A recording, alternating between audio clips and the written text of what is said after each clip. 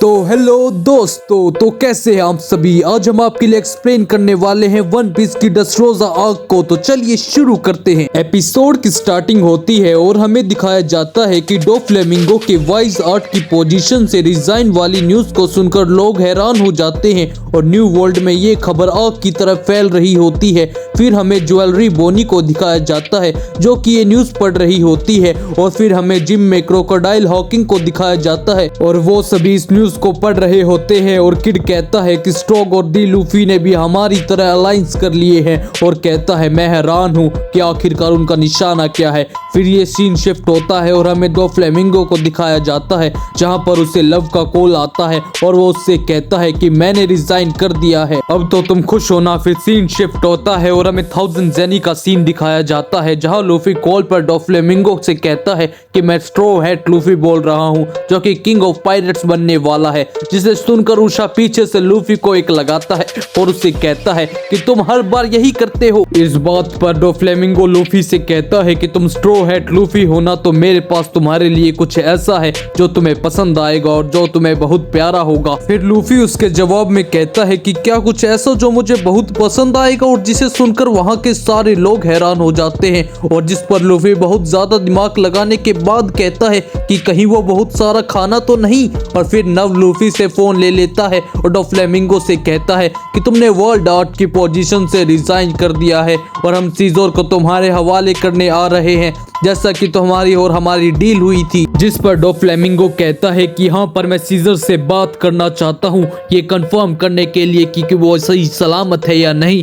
और फिर नव सीजर की तरफ फोन करता है और सीजर रोता हुआ कहता है कि जोकर मुझे माफ कर दो, मेरी वजह से तुम्हें वर्ल्ड आर्ट की पोजीशन से रिजाइन करना पड़ा। फिर ये सुन नव डोफ्लेमिंगो से कहता है कि अब से 8 घंटे बाद हम ग्रीन बीट पर मिलेंगे और हम सीजर को वहां पर तुम्हारे लिए छोड़ देंगे, तुम आना और उसे ले जाना और फिर ये सब कुछ खत्म हो जाएगा। और इतना कहने के बाद वो फोन रख देता है। फिर सांजी नव से कहता है कि हम ड्रेसरोसा के ग्रीन बीट पर जा रहे हैं, तो तुम्हें नहीं लगता कि वो वहां अपनी पूरी फौज लेकर आएगा, और अगर उसने ऐसा किया तो हम सब के लिए बहुत बुरा होगा। जिस पर नव उससे कहता है कि नहीं, पर अगर उसने ऐसा किया तो ये हमारे लिए और अच्छा होगा। जिस पर उषा उससे कहता है कि तुम्हारे कहने का मतलब ये है कि जितने ज्यादा लोग उसके साथ आएंगे फैक्ट्री में उतने कम सिक्योरिटी होगी। जिस पर नव कहता है कि हाँ, तुमने बिल्कुल सही कहा। और फिर कीनामोन और मोमोन नव से कहते हैं कि क्या हम ड्रेसरोसा नहीं जा रहे हैं। जिस पर नव उससे कहता है कि हम ड्रेसरोसा होते हुए ग्रीन बीट पर जाएंगे। जिस पर वो दोनों कहते हैं तो फिर ठीक है। फिर हमें कुछ देर बाद का सीन दिखाया जाता है जहां पर वो सब लोग खाना खा रहे होते हैं, जहां पर कीनामोन एक आइलैंड के बारे में जिक्र करता है। जिसे सुनकर नव कहता है कि जुओ, वहां तो हम सबको भी जाना है क्योंकि मेरा पूरा ग्रुप वहां मेरा इंतजार कर रहा है। जिस पर कीनामोन और मोमोन कहते हैं कि क्या इत्तेफाक है, हम सब भी वही जाने वाले हैं। फिर कीनामोन सबको बताता है कि कैसे वो और 2 और सामुराई मोमोन के साथ पानी से निकले थे और एक आइलैंड पर पहुंचे थे।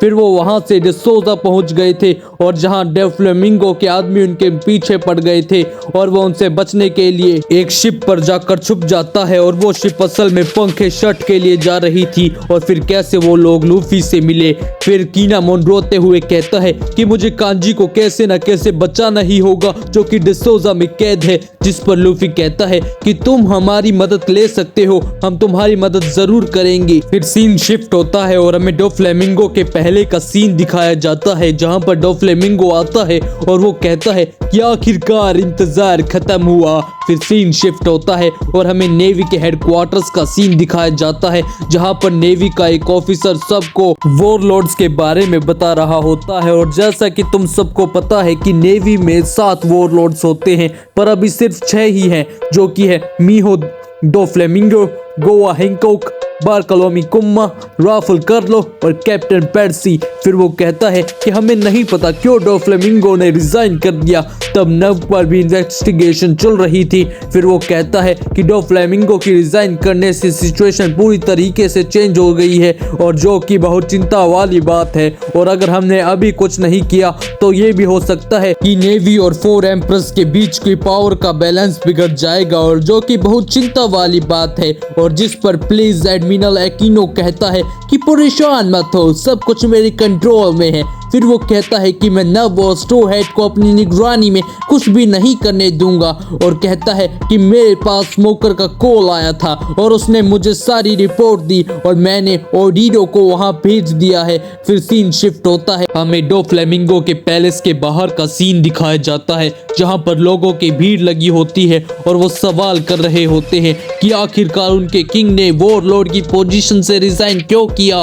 फिर सीन शिफ्ट होता है और हमें पैलेस के अंदर का सीन दिखाया जाता है जहां पर बेबी 5 ट्रबल नाम के एक आदमी को ढूंढ रही होती है और फिर वो वहां आ जाता है और बेबी 5 से कहता है कि डफी कहाँ है। फिर सीन शिफ्ट होता है और हमें डो फ्लेमिंगो को दिखाया जाता है जो कि अपने 4 सबसे भरोसेमंद साथियों से बात कर रहा होता है और जिनमें से एक होता है डियर मोंटी, जिसे ड्यूबी कहता है कि तुम्हारा शुक्रिया, तुम्हारी वजह से कोलोसियम आज भी पहले की तरह फुल है।